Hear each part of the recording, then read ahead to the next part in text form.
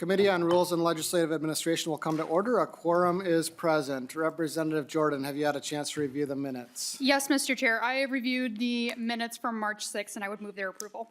Representative Jordan moves the minutes from March 6, 2025. Any discussion? All those in favor say aye. Aye. Those opposed, nay. The minutes are approved.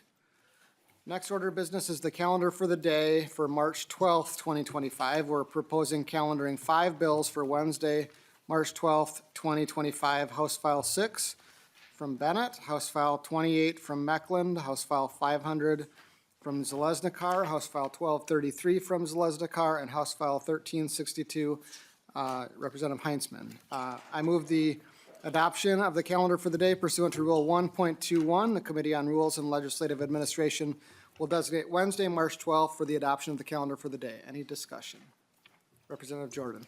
Thank you, Mr. Chair. I have a question related to House File 6. This is a bill that we heard in education policy, and it was referred to education finance where it was given a hearing, but it was not given a hearing in the Ways and Means Committee, is my understanding. Is that correct? I don't know if that is correct. Representative Bennett is here. Representative Bennett, if you'd like to come to the table.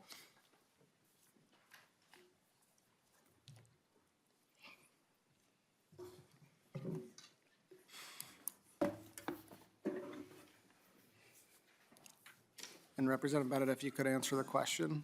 Thank you, Mr. Chair, and it is correct, it did not get referred to Ways and Means. Thank you. Representative Jordan. Thank you, Mr. Chair, and thank you, Chair Bennett, for being here. Why was it not going to Ways and Means? This bill does have fiscal implications for our budget. Why would it not go to Ways and Means before it would come here and be calendared? Thank you, Representative Jordan. Representative Bennett. Chair Thank you, Mr. Chair. That was the decision that was made in education finance, that it wasn't necessary. It doesn't have it's basically almost all policy. So it's. Thank you, Representative Bennett. Follow up? Thank you, Mr. Chair, and thank you, Chair Bennett. It does have fiscal implications, though, and isn't that the job of the Ways and Means Committee to evaluate fiscal implications of bills? It seems odd to me that it wouldn't go to Ways and Means but still need a hearing in education and finance. I think it should have gone to Ways and Means. I'm not going to make a motion. Apparently, I can only make motions related to minutes, but I didn't vote for that motion.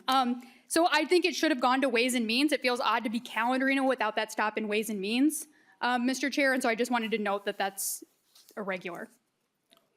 Thank you, Representative Jordan. Any further discussion? Representative Coulter. Thank you, Mr. Chair, and forgive me if I just missed this in you stating your original motion. Is there a plan for these bills to have an amendment deadline? None of these bills would have a Rule 3.33 deadline. Okay, thank you. I will just say, I understand that it is your prerogative as chair and in consultation with the authors to waive that. I will just also say, as someone who worked at another legislative body in this state, that I would prefer to keep anonymous that does not have an amendment filing deadline. Frankly, I think it kind of leads to bad policy making. I think it's just kind of, it forces folks to make what could potentially be very big decisions on the fly in a way that I don't think leads to better outcomes. So I will just say that. Thank you. Thank you, Representative Coulter, and we will allow for Senate bashing in this committee. Lead Long. Thank you, Mr. Chair. So on House File 6, Representative Bennett, I'm just noting in the title description of the bill, it says canceling appropriations. Also in another spot says authorizing certain fund transfers for fiscal years 2025 through 2029. Those sure sound like fiscal implications to me. Is a fiscal note been completed for the bill? Thank you, Lead Long. Representative Bennett, Chair Bennett. Mr. Chair, thank you. And Representative Long, the fiscal components in it allow districts to opt out of some current policy for a few years to move funds around. It does not, there are no funding increases in it. Districts cannot make any decisions that would increase local funding or state funding. So this does not increase any spending. It just simply allows school boards to utilize funds and move them around within their own district in a transparent way through a school board process. So it was determined that it did not need to go to, Ways and Means or the fiscal components. Lead Long. Thank you, Mr. Chair. I don't see House Fiscal here, but my understanding is that a fiscal note has been requested and is pending. Is that correct? Representative Bennett? That's correct. Thank you, Mr. Chair. Well, fiscal notes usually are requested when we need to assess the fiscal impact of a bill, and I do recall many a hearing in Rules Committee the last 2 years when we were appropriately raked over the coals when we moved a bill out of committee without a fiscal note, and we always moved the bill back to the committee when there was a fiscal note. So this at a minimum needs to go back to Education and Finance before going to Ways and Means. So we're really missing 2 stops here in our rush to get to the floor. And that certainly is not something that you all would have let us get away with the last 2 years, and nor was it something we would have tried. Mr. Chair, this is a pretty full agenda for a noon lunch calendar. Curious if the intention is to try to get through this in the noon hour.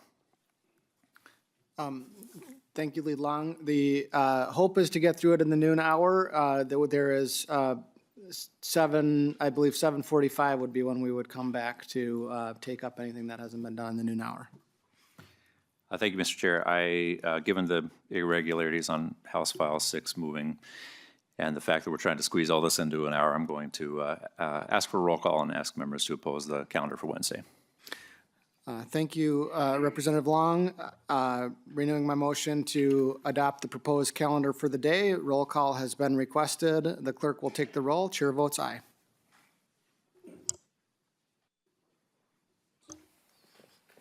Vice Chair Engen. Lead Long. No. Representative Coulter. No. Representative Frederick. No. Representative Hollins. No. Representative Howard. No. Representative Jacob. Representative Cagle. No. Representative Nash. Aye. Representative Schultz. Schultz, aye. Representative Scott. Aye. Representative Steer. Aye. Representative Zalenzakar.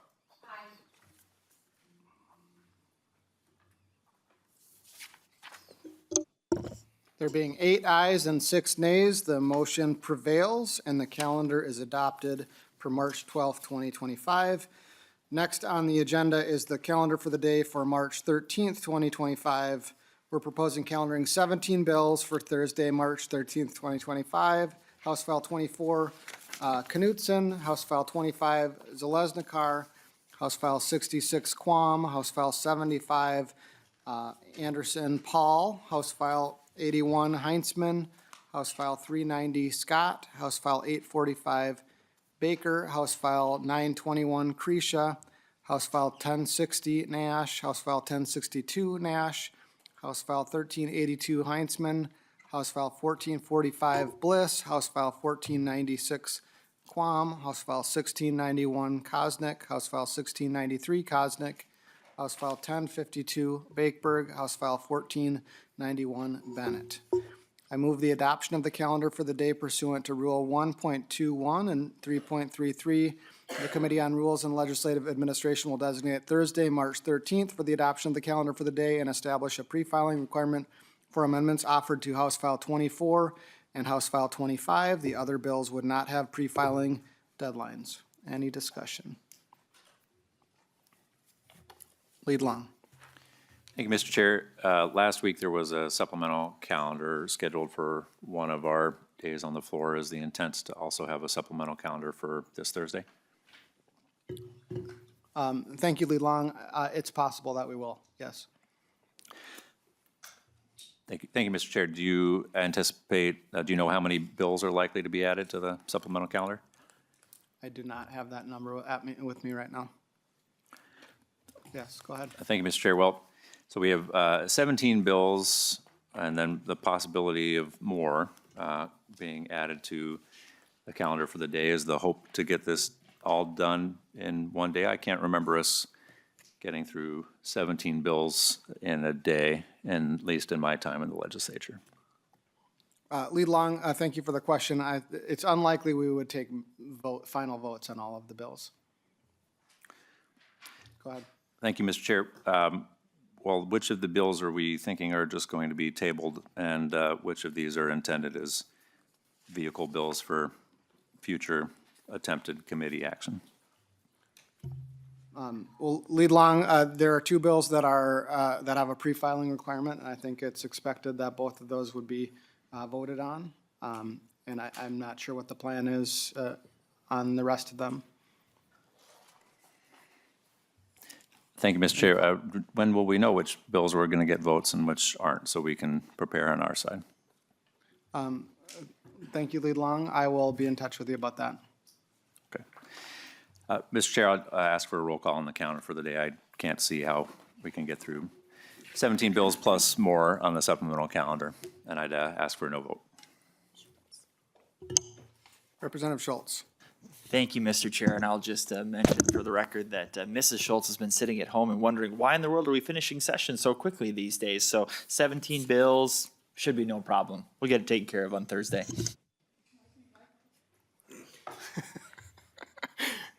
Well, thank you. I appreciate that, Representative Schultz. I will renew my motion to adopt the calendar for the day. A roll call has been requested. The clerk will take the roll. Chair votes aye. Vice Chair Engen. Aye. Lead Long. No. Representative Coulter. No. Representative Frederick. No. Representative Hollins. No. Representative Howard. No. Representative Jacob. Representative Cagle. No. Representative Nash. Aye. Representative Schultz. Schultz, aye. Representative Scott. Aye. Representative Steer. Aye. Representative Zalenzakar.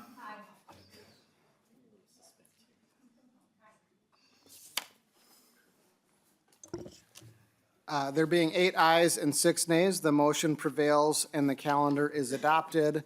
Please note that a pre-filing requirement has been adopted for House Files 24 and 25. The next item on our agenda is House File 550. House File 550 is before us, and I move that House File 550 be recommended to be re-referred to the General Register. Representative Torkelson is here, and you can go ahead and present your bill. Thank you, Mr. Chair. House File 550 is a redistricting commission bill. It would put the redistricting commission on the ballot to be voted on as a constitutional amendment. Thank you. Thank you, Representative Torkelson. I have a number of testifiers, or do you have any testimony here? I do not have any testimony, Mr. Chair. I have a number of folks who've signed up for testimony, and I believe you've all been asked to keep your testimony to 2 minutes. First on my list, I have Tom Wisen, and then after that, I have Paul Huffman from the League of Women Voters. If you could come to the table and be ready to go.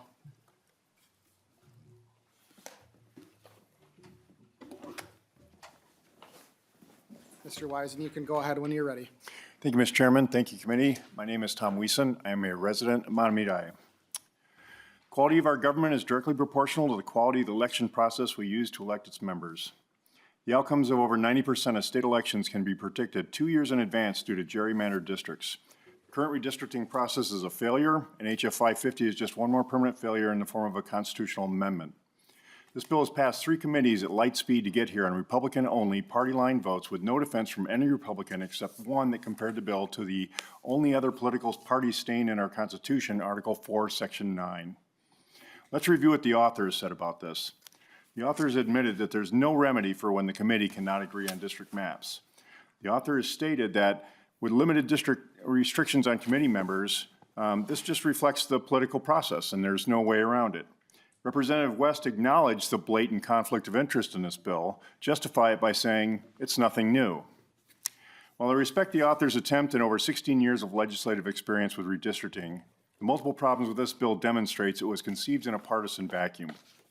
This past week, I was modifying a very simple manufacturing process at a manufacturing site that has fewer employees than members of this House. I have over 30 years of experience in manufacturing engineering, and I consulted with 4 different people from 4 different disciplines to get their perspective on a relatively small problem, solution for a small problem. This bill will in part determine if over 3.5 million Minnesota voters will have fair and representative elections and will cement the process into the Constitution for decades. And the author hasn't consulted anybody on the creation of this bill. This bill in its current form is not ready for prime time, as illustrated by the author's own admissions. I've emailed the authors and all of you with alternative language to this bill, which I'd like you to consider, that addresses most of these issues. I urge you to table this bill, send it back to elections so it can continue to be worked on. And I would be happy to work with the authors or any of you in this effort. But if you're going to vote yes on this bill to support generational gerrymandering, the voters deserve an explanation of why you're voting for it. So I expect if you're going to vote yes on this, that you should explain why, and explain why you're going to support the elements of this bill. I urge you to vote no on this. I'd be happy to answer any questions you may have. Thank you, Mr. Wiesen. Next, I have Paul Huffman, and after that, Anastasia Belladonna. Is that going to be virtual testimony? Go ahead, Mr. Huffman. Thank you, Chair Niska and members of the committee. My name is Paul Huffman. I am the Elections and Redistricting Policy Coordinator for League of Women Voters Minnesota. League of Women Voters is a nonpartisan organization, neither supporting nor opposing candidates or political parties, any level of government, but always working on vital issues with concern to our members, the public, and supporting voters of Minnesota. We appreciate Representative Torkelson recognition of the importance of redistricting in the light of the upcoming census and his interest in reforming existing process. We feel the current bill recognizes the need for substantial change, and we believe this is a step in the right direction. However, at this point, we have significant concerns with the bill as it currently exists. First, the Political Redistricting Commission created by the bill consists of individuals appointed by the legislative leaders with no restriction on prior elected officials, party consultants, lobbyists, and so on. Our concern is this will result in a commission exclusively composed of representatives of the partisan political parties. The political parties are independent entities having their own interests and goals, and as such, they're very different from the voters and will not necessarily have the interests of the voters in their charter.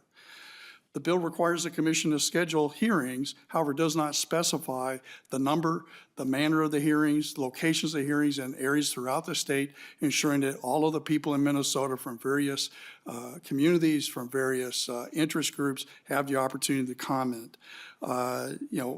It's conceivable that in adherence with this, there could be 2 meetings at the Capitol on a weekday without remote access for testimony that would then meet the requirement. And we think that that doesn't serve the voters well and restricts them from participating. Finally, the proposed amendment statute are silent how to address a commission deadlock. In prior committee hearings, it was identified by the author and by testifiers that they believed that the parties could reach agreement. For 50 years, the political parties have not reached agreement on a map of Minnesota. In other states with similarly constituted political commissions, Virginia and New York being most recent, when elections are closely contested, they do not reach agreement. They reach deadlock, they defer to the courts. There is nothing in this bill that aligns on the role of the court other than the point of last refute for challenges. So to conclude, the bill as presented excludes a critical stakeholder in the redistricting process, the voters. The voters are the ones who use these to elect their representatives. It is intended that this map will represent the needs of the voters to ensure they have effective representation. The lack of robust requirements for hearings make it likely that few residents will be able to participate. There are practices in other states that I am happy to discuss with the author or any other members that would be a good example. States like Iowa, Oklahoma, Ohio, that require hearings in various locations around the state and various times. So we look forward to working with the author and others and making this bill better going forward. Thank you. Thank you, Mr. Huffman. Next, we're going to go to Anastasia Belladonna on the Zoom, but the next 2 I have on my list are May Yang and Mary Hartnett, if you both want to come up to the table. Ms. Belladonna, if you're able to join us? Yes, sir. Good afternoon, Mr. Chair. Thank you, members of the committee. My name is Anastasia Belladon. I'm the Executive Director for Common Cause Minnesota. We're a nonpartisan grassroots organization, and while we do have a C4 arm, it is limited to lobbying activities only, so I'm able to do this with you this afternoon. We do not endorse any political parties or candidates, politicians with our C4 arm. Some of you may already know that since 2018, we've led redistricting reforms and efforts in Minnesota in partnership with a variety of different democracy partners across the state. We looked at various models prioritizing fairness, competition, and accurate representation over party interests that Paul just spoke to a little bit ago. And we engaged various stakeholders, including state and local elected officials. So in a nutshell, we advocate for a process that protects the integrity of the commission's interactions, centers constituents' interests, and has checks and balances in place to minimize the partisan dynamics that Paul mentioned earlier. Some flags that we would like for you to consider is in House File 550. We've also, I have to say that I'd like to thank Representative Torkelson, who's been amazing with his time and meeting with us. We will certainly continue to work with Representative Torkelson, Representative Cleburne, Freiberg, Representative Long, anyone that really has an interest in joining our efforts. But there are some key things that I did want to share with you. I'm not going to repeat some of the ones that Paul already mentioned for purposes of time and respect to my other colleagues that are going to be speaking, but there's really a lack of independent oversight. We do believe there's a difference between an independent redistricting commission and what is being considered under House File 550. The bipartisan commission sounds promising, but it only allows for the two-party participation. And in effect, this sets up the same partisanship dynamic that Paul spoke to that has prevented our legislature from moving bipartisan maps in the past. There is that element of the risk of gridlock, and again, the commission's structure has resulted in that gridlock in the past. And from what I've seen so far, the particular language in the bill does not include a path past that gridlock currently. There's the partisan influence dynamic where appointees may feel beholden to the party or the politician that appointed them to serve on this bipartisan commission, and again, move that partisan agenda. There's a lack of the public input that Paul mentioned, and it doesn't address whether or how constituents would have meaningful input in that process. And then the last thing is the transparency concerns, right? So it's unclear whether the commission will be fully transparent even within its own decision-making process with the public. So for those reasons at this time, we don't support House File 550. However, we will, as I mentioned earlier, continue to work with Representative Torkelson. Last year, Representative Cleburne moved the With Us For Us constitutional amendment bill. And I do see that in Representative Long's DE today, from what I was able to skim very quickly, I was glad to see that with just a few handful of exceptions, the bulk of our bill model process and criteria are included in that. So in conclusion, I do want to say that I do thank members of this committee, Mr. Chair, Representative Torkelson, and everyone that's really created space and time for very needed conversations around what is going to work in the state of Minnesota. We do engage our national partners when it's time to do so, but we focus our solutions here homegrown in the state of Minnesota, engaging all of the stakeholders that I just mentioned. Again, thank you so much for the time. Mr. Chair, Representative Long. Thank you. Thank you for your testimony. Next, May Yang. Good evening, Chair Niska and members of the committee. My name is May Yang. I'm the Senior Manager of Policy and Partnerships with the Minnesota Council on Foundations. MCF is a statewide association of over 150 grant makers in Minnesota. We're focused on ensuring that Minnesota has a strong charitable sector and an inclusive democracy. As part of this, we support state decisions and investments that will prepare Minnesota for a full 2030 census count and redistricting processes that put people first through fair representation. We're excited to see redistricting reform in Minnesota. However, we have reservations about the model outlined in House File 550. The proposed model favors political parties and not the interests of everyday Minnesotans. Additionally, there are insufficient plans for community participation and transparency. Minnesotans deserve an independent, community-focused, accessible, and transparent redistricting process, which is necessary to ensure that all Minnesotans have fair representation and influence in our democracy. We urge the committee to consider the With Us For Us redistricting amendment, House File 4593, introduced by Representative Cleburne last session as a model which better represents and promotes fairness and participation. MCF knows firsthand the power of community-informed redistricting and what independent commissions can produce. In the 2021 redistricting cycle, we partnered with 12 community-based organizations to form the RMAPS Minnesota Unity Cohort. Our group educated over 400 Minnesotans about redistricting and how to draw communities of interest maps, which reflected the diversity and geography of the state. These maps were then used to draw a recommended legislative and congressional map, which was submitted to the Minnesota Special Redistricting Panel. This plan kept communities of interest together, united Minnesota's northern tribes in one congressional district, and more. Most importantly, this experience demonstrated that Minnesotans not only desire to be engaged in the redistricting process, but they can in fact lead in it.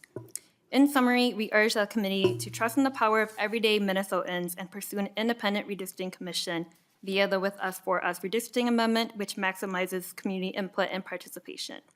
Doing so would best allow Minnesotans to have a role in ensuring district lines reflect changing community needs and interests. Thank you to the committee for your leadership in redistricting and your interest on this issue and the opportunity to testify today. Thank you for your testimony. Next, I have on the list, I have Mary Hartnett, and after her, I have Walter Fromm. If you'd like to come to the table, Ms. Hartnett, go ahead and introduce yourself and proceed. Mr. Chair, members of the committee, thank you for giving me the opportunity to speak today. My name is Mary Hartnett. I'm the Executive Director of Clean Elections Minnesota, a nonpartisan, nonprofit organization working to build a healthy and inclusive democracy. I'd like you to reference our letter that we submitted earlier. It's about a 10-minute testimony, so I'm giving the cliff notes on that letter, so please ask for you to read that a little bit later. We commend Representative Torkelson for introducing House File 550, which proposes an amendment to the Minnesota Constitution to create a redistricting commission. However, we oppose the bill in its current form for several reasons. First, House File 550 does not create a truly independent commission.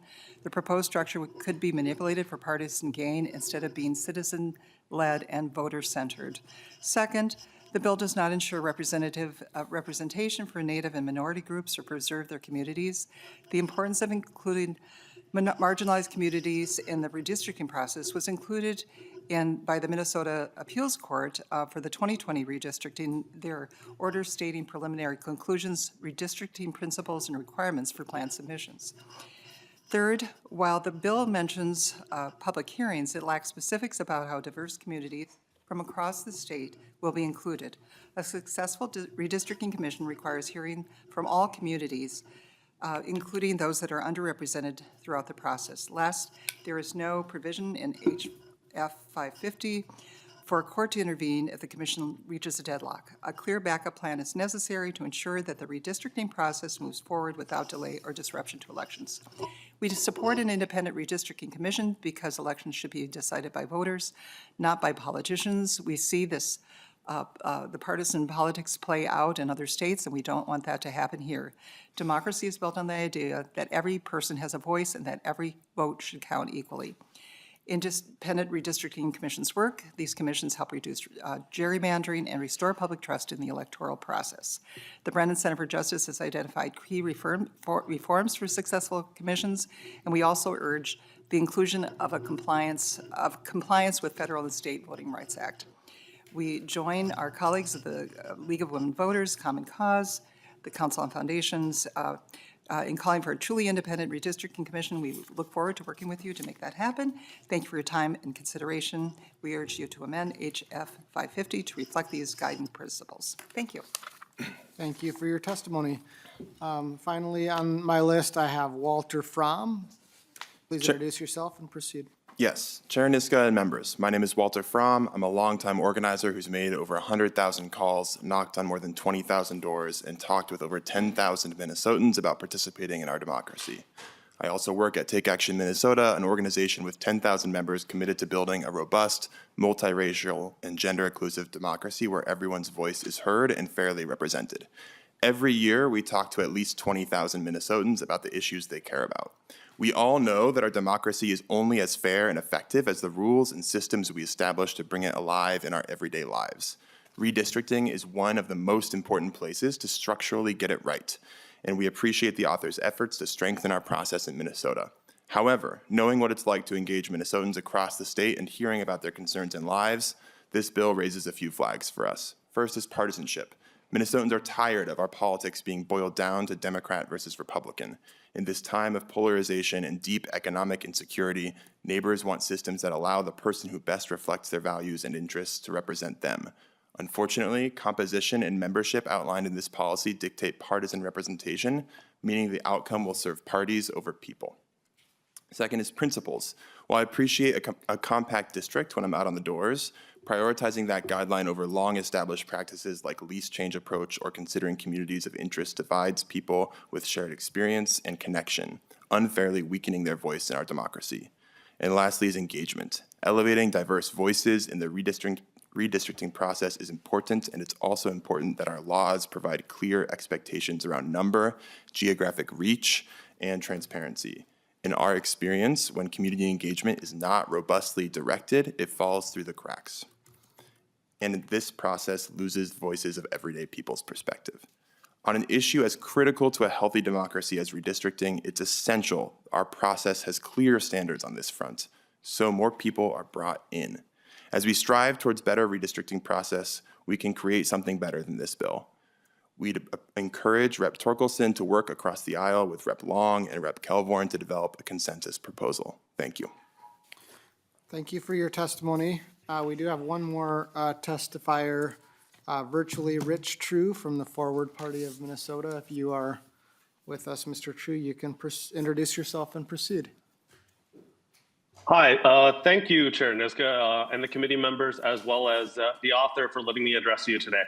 My name is Rich True, like you said. I'm one of the chairs for the Forward Party of Minnesota, and I've also been a lifelong independent or unaffiliated voter if I had to choose when I lived in California. I voted in every general, primary, local, special election since I was able to vote. But at this time, we very much care about an independent redistricting committee rather than something that is partisan, whether that's bipartisan, tripartisan, quadpartisan. And with the utmost respect, I think that's where the bill is fundamentally flawed with drafting this as a constitutional amendment. The amendment only allows for the two parties that have a specific ideology to be allowed to pick people rather than the 40 to 60% of Minnesotans who actually identify as independent, no matter what type of independent they are. The second issue I would like to say is that it also disadvantages any alternative parties if they were in the past or in the future from having their own political influence, and that's exactly what this is over this commission. The third is that it does not solve the impasse problem that has been talked about so many times, and that I foresee this still going to the courts because there are no teeth to this bill. The fourth thing I'd like to address is that it doesn't seem to have any requirements for the persons appointed, and that it still allows people with lobbying backgrounds to be a part of it. And it doesn't, for my own personal respect, take into account the considerations of regionalism or small minority groups. I understand the fear of needing to redraw these lines in 2030, but I think by making this a bipartisan issue that you will lose the people's trust on both sides. We shouldn't have to operate under such emotion, and that I will say from personal experience, when I ran in my own elections up here in 3A, which is the largest, most rural district in the area, you can see exactly how areas are split off that make no sense. I know that computer programs are amazing these days, but you still need everybody's personal input from every region and not just 8 people from maybe down in the metro area making these decisions. Please do not leave the rest of the voters behind that identify as independent or in the farthest corners of the district. Thank you so much for allowing me to speak today. Thank you for your testimony. Is there anyone from the public here who wasn't signed up who is here to testify? No?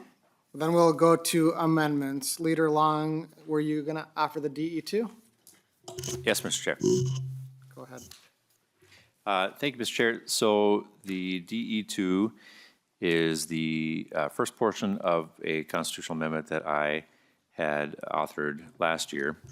And this is a truly independent redistricting commission proposal. I think you heard from the public testifiers a number of the challenges with the underlying bill, which is in many ways the opposite approach of the DE2, which is that Representative Torkelson's approach is explicitly partisan, having partisan appointees and really very few protections on who can be appointed, whereas mine takes as many pains as possible to be nonpartisan, with the goal of having the process be viewed with as much trust from the public as possible. The public doesn't trust having politicians essentially draw their own maps, which is what the proposal from Representative Torkelson would do. It would literally have the leaders of all of the caucuses handpicking their people who would be responsible for drawing the maps on their behalf.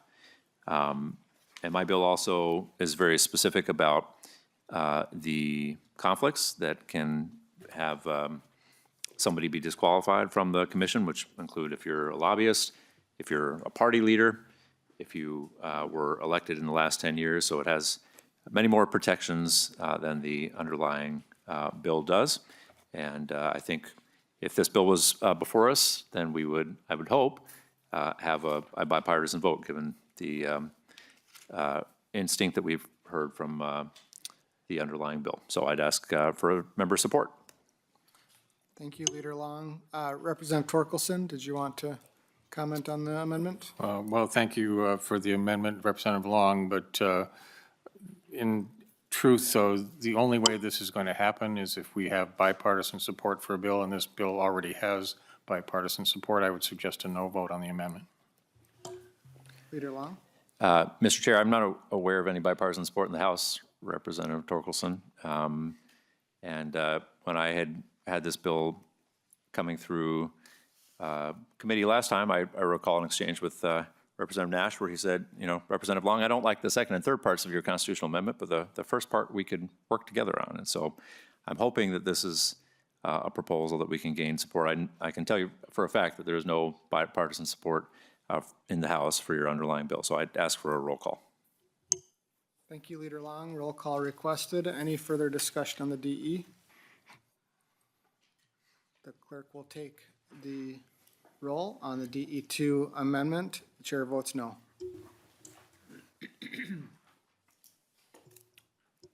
Vice Chair Engen? No. Lead Long? Yes. Representative Coulter? Aye. Representative Frederick? Aye.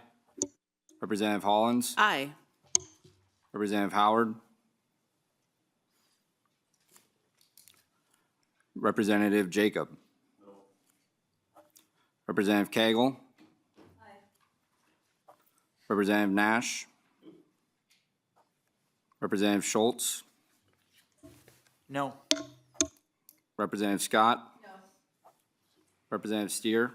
No. Representative Zalezakar? No.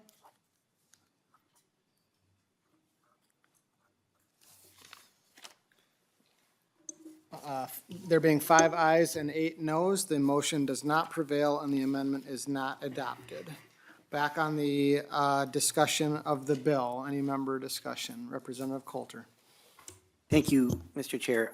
Just a few things that I want to raise about this. The first thing is really more of sort of a technical aspect, but I noticed on line 1.19, this would put into the Constitution that each Senate district would consist of 2 House districts.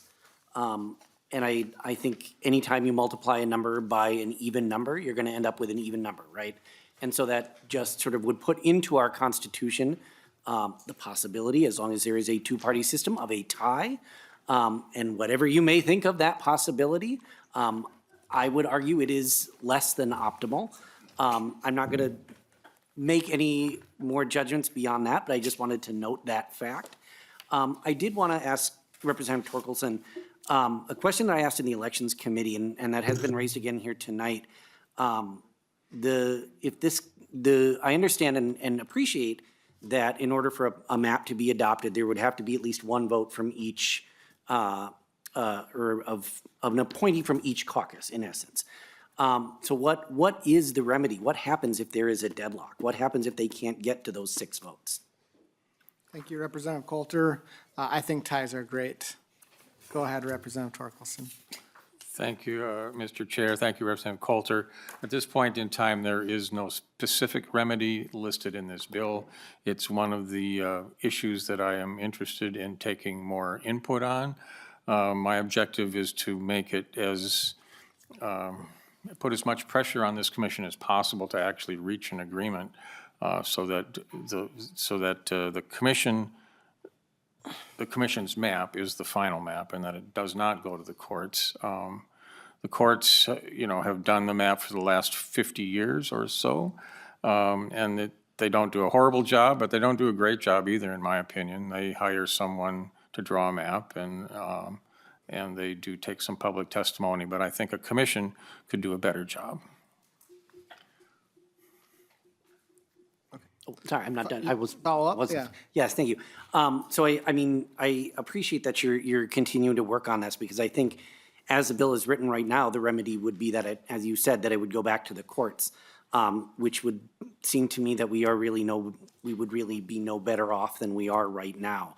I would be very interested in how exactly you plan to incentivize that any more than already exists within the legislature. And the other thing that I wanted to ask about, Representative Torkelson, are the really, I would say, extremely limited exclusions for who can serve on this commission.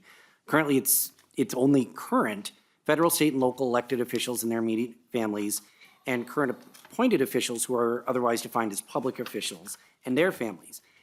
And you compare that to the language that is currently in the Constitution about the legislative salary, or the compensation council, I think is the proper term.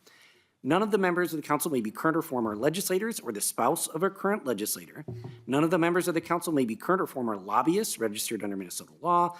None of the members of the council may be a current employee of the legislature. None of them may be a current or former judge. None may be a current or former governor, lieutenant governor, attorney general, secretary of state, or state auditor.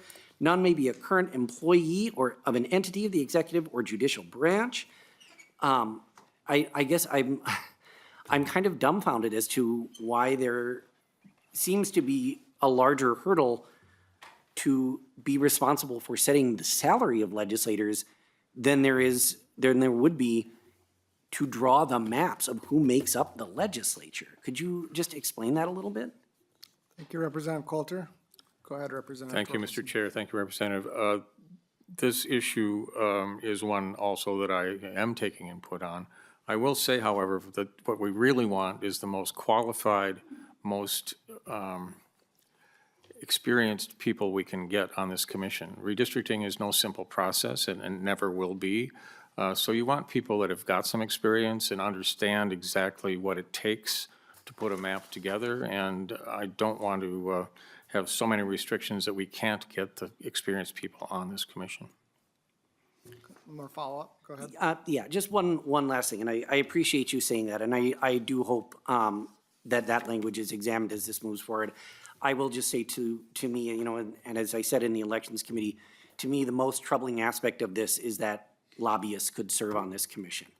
And, with all due respect to lobbyists who I know are in the room, I think it is deeply, deeply problematic for folks who have, I think it's problematic enough for folks who have a political interest in this, a direct political interest being appointed to this commission, but folks who have a direct financial interest in how these maps turn out and who wins the elections as a result of this map, being in the room and drawing the maps is deeply, deeply worrying to me. So at the very least, I hope we can take a look at that. Thank you. Thank you, Representative Coulter. Further discussion?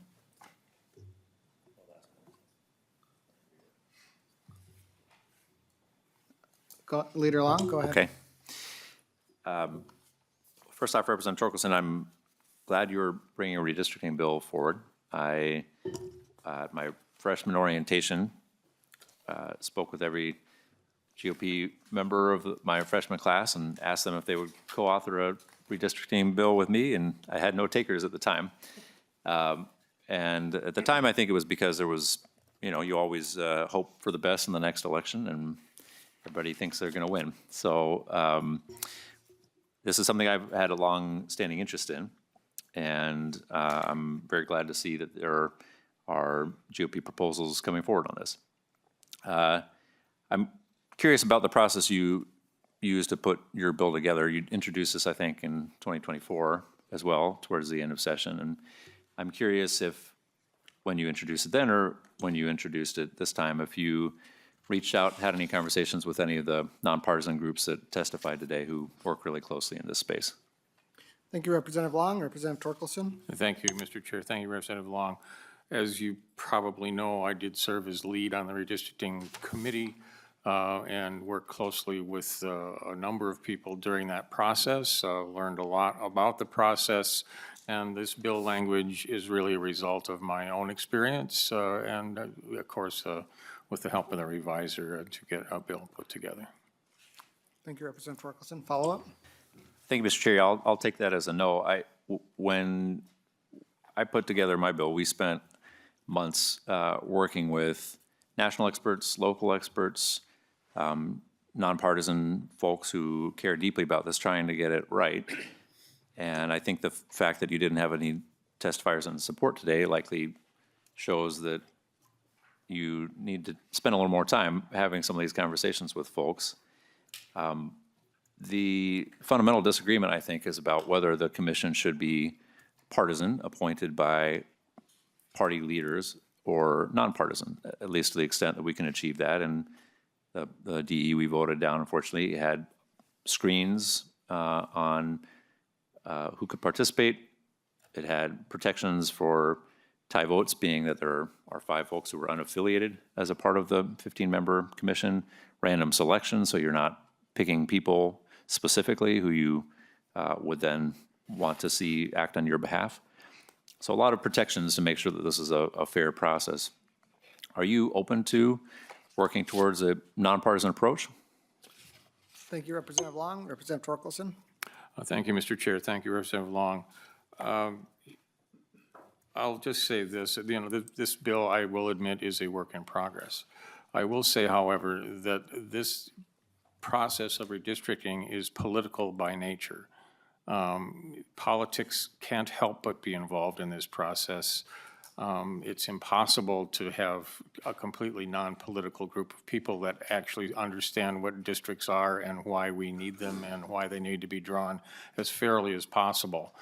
So to eliminate people with political interest, to my mind, really condemns the process from the beginning.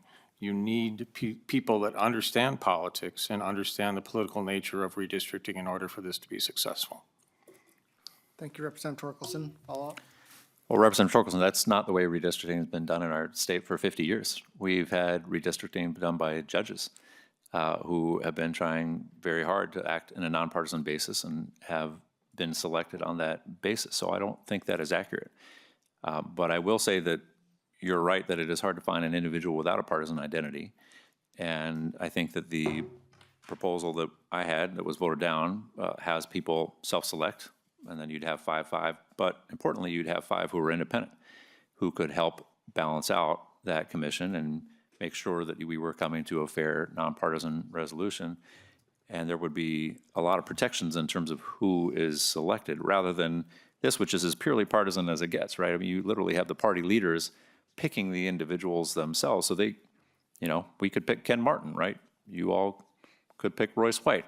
We could pick whomever you decide is the most partisan advocate for your cause to be on the commission. And that to me seems like a recipe for deadlock and for just getting to the same place we are now. So I guess my question for you would be, is this the only model that you view as workable? Or are you open to looking at other ways to have more nonpartisan approaches? Thank you, Representative Long. Representative Torkelson? Thank you, Mr. Chair, and thank you, Representative Long. I just find it so interesting that you put Ken Martin and Royce White on the same plane. I'm not sure how to take that, but in any case, what I said earlier stands, although as I've said all along, this bill is not in its final form, and I'm always willing to listen to other ideas. Representative Long. Thank you, Mr. Chair. So this is its 3rd committee stop, I believe, if I'm not mistaken. This is the first time you and I have had a conversation about the bill. I don't know if you've talked to Representative Cleathorne. We both had proposals last session. I'm curious, who among House Democrats have you worked with to get to this stage?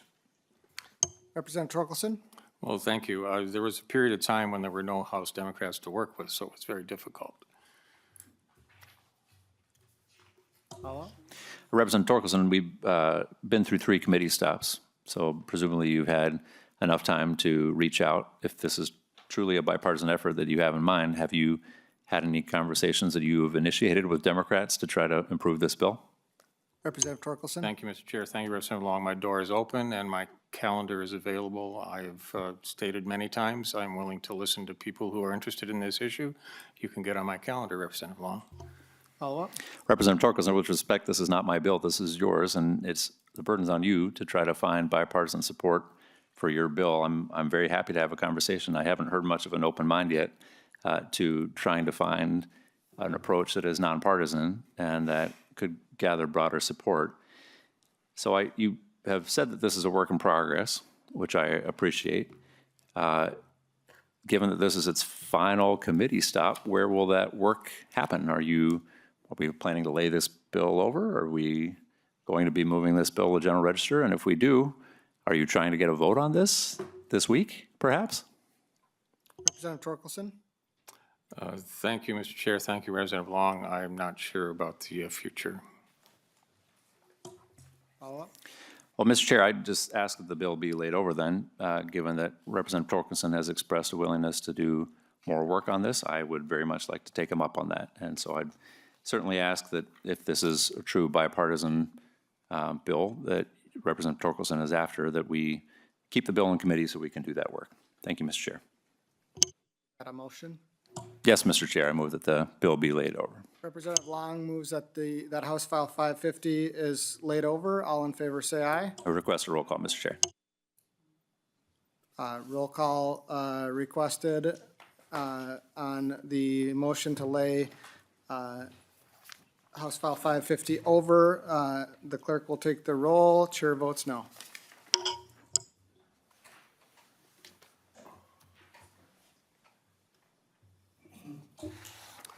Vice Chair Engen? No. Lead Long? Yes.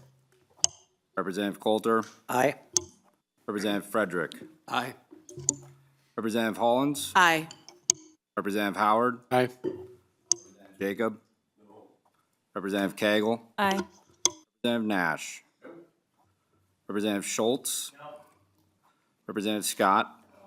Representative Steer? Representative Zelenzikar?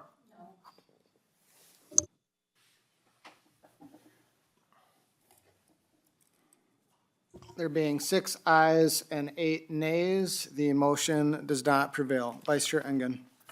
Thank you, Mr. Chair, and thank you, Representative Torkelson. I think you actually have made an effort to make this bipartisan, despite what Representative Long said. He said it was purely as partisan as it gets, and he wondered if we had worked with any nonpartisan groups that came up to testify against your bill today. I did a little bit of research on some of those nonpartisan groups, using air quotes because it's not true. The Clean Elections Minnesota organization, their lead researcher is listed on their website, Chelsea Johnson, and she states that she's a specialist in race, gender, and social justice with intersectional feminism. Partners included on their website include Fair Vote, the leading organization behind the ranked choice voting efforts, with Common Cause 50, who also, or Common Cause, who's celebrating 50 years of democracy. The chair of their national organization, supposedly nonpartisan, mind you, Martha Tierney, she's the Colorado Democrat Party General Counsel. And so I would assert that while we're trying to actually have a bipartisan redistricting commission that's looking at these maps and making sure that they're fair, we also recognize that there's no such thing as nonpartisan, especially if you're a group like this who's claiming to be. So before we go around leveling those types of accusations, I would take a long, hard look in the mirror. Thank you. Thank you, Vice Chair Engen. Leader Long. Thank you, Mr. Chair. Well, nonpartisan is a tax status. These are all C3 organizations, and so to accuse them of being partisan would be accuse them of violating tax law, and I presume that's not what you're doing in this meeting. These groups are all organizations that have worked really hard on trying to come up with a nonpartisan redistricting commission for many years, and their goal is to try to make it as insulated as possible from politics, which is the exact opposite of it seems like, what you are alleging. And so I would just hope that we not besmirch the fine folks who've spent years coming up to the legislature to testify on behalf of the bill that apparently you all are going to vote on today. Mr. Chair, is the goal to move this to the general register? And if so, is the goal to have this bill be voted on the floor on Thursday? Thank you, Leader Long. The motion is to put it on the general register. Obviously, then to calendar it would require some other action by this committee. Representative Torkelson, any closing comments? Yes, Mr. Chair, I would like to make some closing comments. First, I've been working with this issue for some time. Most of my time here at the legislature, I've been through 2 cycles myself. I have a new residence as a result of redistricting. I know how impactful it can be on individual legislators and on their constituents. The process of drawing districts has changed, and it continues to change as computer software becomes more and more sophisticated. The need for a redistricting commission is obvious, and I would hope that we can find a path forward for this effort to make it so. We should all be very frightened of a trifecta. Should we have a trifecta at the time of the redistricting cycle, one party would rule the day, whichever party that would be, and we would surely, at that point, end up with extremely partisan districts. So that alone should motivate all of us to think about how important redistricting is. I will also mention that we were very, very close to losing a congressional seat in this last election, and we will almost surely lose one in the next cycle. We have 8 now, divided 4-4, but should we go to 7, this redistricting process for congressional districts will be extremely controversial and under a microscope. And I think the best way to address that is through a redistricting commission. I did mention this bill has bipartisan support, not because it has, at this point, bipartisan support in the House, but it does have a Senate author from the DFL party. So this is the first realistic effort at reaching an agreement on a bipartisan, on a redistricting commission. I think we need to all buckle in, those of us that are interested, and work hard to make it the best process possible. But to try and claim that somehow we can make this effort non-political, just to me, it just doesn't make sense. It directly affects the political process. It directly affects all of us that are involved in politics. And it takes people that understand the political scene in Minnesota in order to actually evaluate and establish a fair redistricting commission map. The fact that it's evenly divided assures us that there will be a certain amount of give and take in order to reach an agreement, and that give and take is what actually makes a map even and balanced, and I would hope that we understand the need for this redistricting commission and move this work forward. Thank you for hearing this bill today, Mr. Chair. Thank you, Representative Torkelson. I renew my motion that House File 550 be re-referred to the general register. Ask for a roll call, Mr. Chair. Has been requested. The clerk will take the roll on the motion. Chair votes aye. Vice Chair Engen? Lead Long? No. Representative Coulter? No. Representative Frederick? No. Representative Hollins? No. Representative Howard? No. Representative Jacob? Yes. Representative Cagle? No. Representative Nash? Aye. Representative Schultz? Aye. Representative Scott? Yep. Representative Steer? Aye. Representative Zalezakar?